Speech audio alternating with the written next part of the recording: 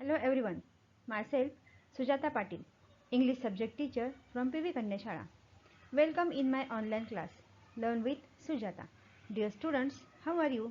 I hope you are fine. Today we are going to learn a lesson from our 10th standard English textbook, Unit 3, Subunit 3.5. The name of the lesson is The Alchemy of Nature. Writer of this lesson is Raksha Bharadia. Let us see the lesson.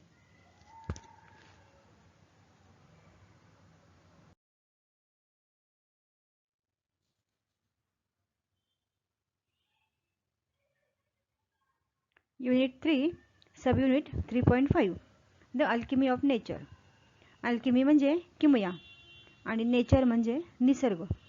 निसर्गाची किमया असा या पाठाच्या शीर्षकाचा अर्थ आहे. To see a world in a grain of sand and a heaven in a wild flower, hold infinity in the palm of your hand and eternity in an hour. By William Blake.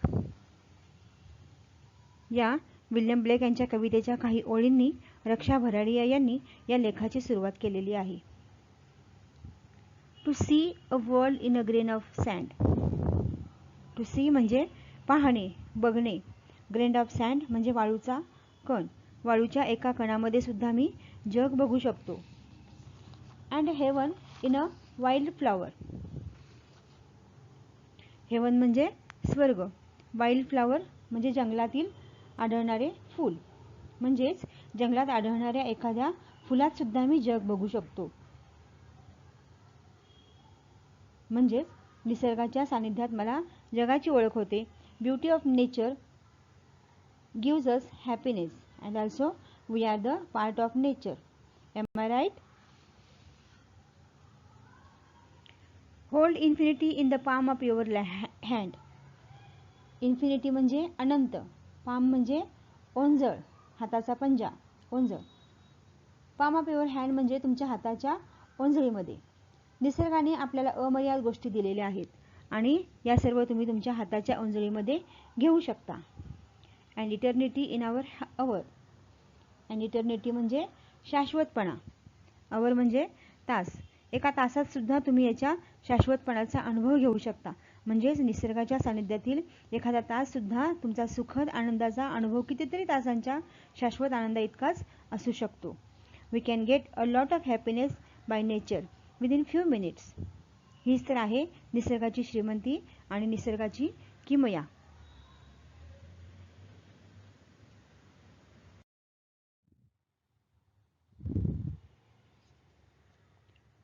We instinctively turn to outdoor activities and nature as a way of relaxing and enhancing our well-being.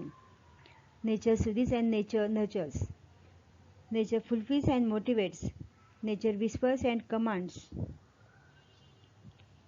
Instinctively म्हणजे स्वयंप्रेरणेने. आपल्याला निरोगी राहायचे असेल, आराम करायचा असेल, आनंदी राहायचे असेल तर आपण निसर्गात किंवा निसर्गाच्या सानिध्यात राहणे पसंत करतो. निसर्ग आपले संगोपन करतो. निसर्ग आपल्याला आराम देतो. निसर्ग आपल्याला आनंद देतो. निसर्ग आपल्या गरजा परिपूर्ण करतो. निसर्ग आपल्याला परिपूर्ण असा बनवतो.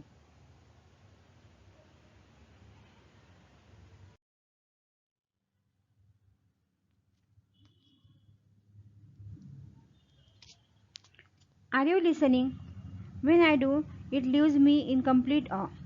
We have a hibiscus plant in our garden. Every fortnight a flower blooms on it, big, bright and tender. Through the day it smiles with the sun and dances with the wind.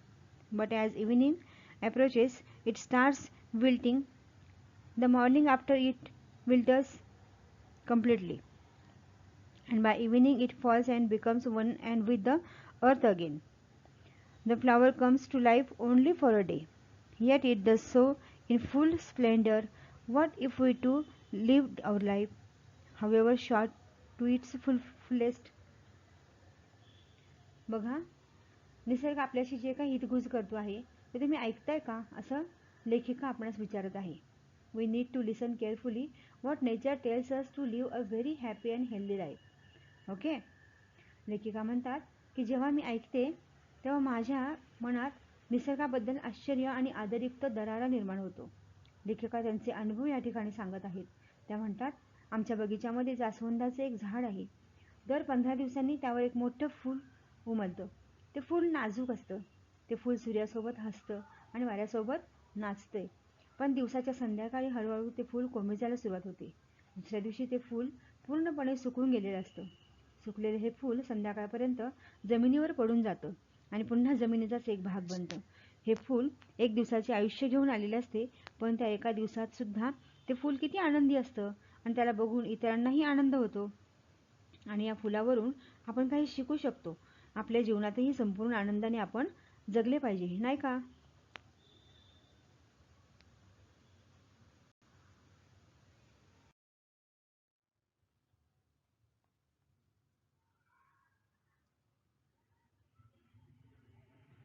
We went to a rocky beach and saw the spread of the majestic ocean, and the rocks alongside, carved, sculpted, and shaped by the water.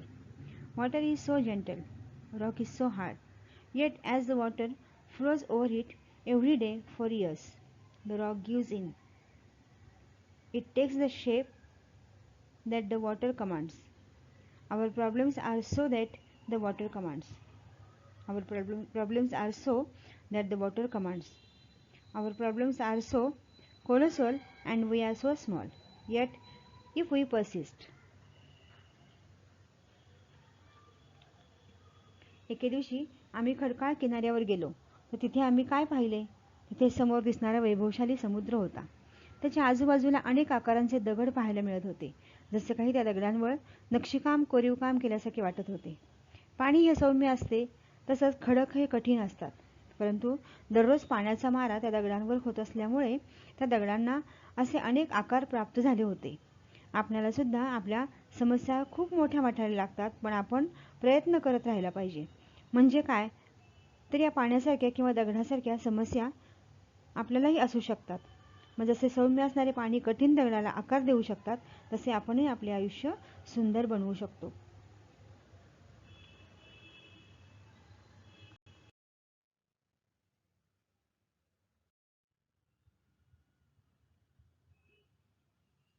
We saw a tree bare of all leaves in the cold winter months. We thought its chapter was over. But 3 months passed, the spring set in, and the tree was back to its great majesty once again, full of leaves, flowers, birds, and life. What if we too had the conviction that, however difficult things are right now, it will not remain so forever. Remember, this too shall pass. हिवाळ्यात म्हणजेच थंडीत आम्ही एक पूर्ण पानगळ झालेले झाड पाहिले. परंतु 3 महिन्यांनी जेव्हा वसंत ऋतू आला, तेव्हा पुन्हा त्या झाडाचे वैभव परत आले होते. ते झाड बहरलेले होते. त्या झाडावर हिरवीगार पाने होती, सुंदर फुले होती, पक्षी होते. ते झाड खूपच सुंदर दिसत होते. यावरून हेच समजते की आपण हा विश्वास बाळगला तर की कितीतरी कठीण प्रसंग असले तरी ते प्रसंग तसेच्या तसे राहत नाहीत. ते प्रसंग, ती कठीण परिस्थिती बदलणारच असते. कठीण प्रसंग निघून जाऊन पुन्हा आनंद येणार असतो.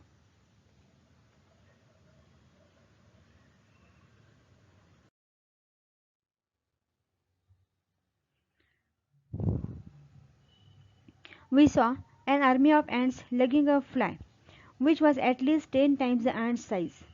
The ants organized themselves around the fly, lifted it on frail feelers and carried it to quite a distance. Their teamwork and perseverance were impressive. What if we too are consistent, organized, focused? Spider webs are delicate yet very strong. A rainbow colors the entire sky. Oyster takes in a grain of sand, they open up with a pearl. Innumerable stars shine across the infinite sky. Clouds take new shapes with every passing moment. The wind makes tree dance with the unhindered passion. Water, without hint of ego, changes its form according to the decades of sun and the wind. When we see a caterpillar turn into a butterfly, a flower turn into a fruit, we experience the alchemy of nature. We touch it and become gold ourselves. एक मुंग्यांची रांग एका माशीला खेचून घेऊन जात होत्या. ती माशी त्या मुंग्यांच्या 10 पटीने मोठी होती. तरी कशा काय बरं मुंग्या त्या माशीला नेत होत्या? तर त्या मुंग्यांनी सगळ्यांनी मिळून नियोजन केलं. त्यांनी एकत्र येऊन चिकाटीने काम केलं. त्यांचं एकत्र येऊन चिकाटीने काम करणं हे या ठिकाणी आपल्याला शिकायला मिळते, असं लेखिका सांगतात. आपण सुद्धा या मुंग्यांप्रमाणे सतत प्रयत्न करून, नियोजनबद्ध काम करून, लक्ष केंद्रित करून काम करू. असे केल्याने आपण नक्कीच यशस्वी होऊ. साधे इंद्रधनुष्य संपूर्ण आकाशाला रंग देतं. शिंपला एक वाळूच्या कणाचा मोती बनवतो. असंख्य तारे आकाशात चमकत असतात. ढग वेगवेगळे रूप धारण करतात. हवा न थांबता नाचत असते. पाणी सतत वाहत असते. आळीचे फुलपाखरू बनते. फुलांचे फळ बनते. अशा प्रकारे निसर्गाच्या किमयेचा आपण सतत अनुभव घेत असतो.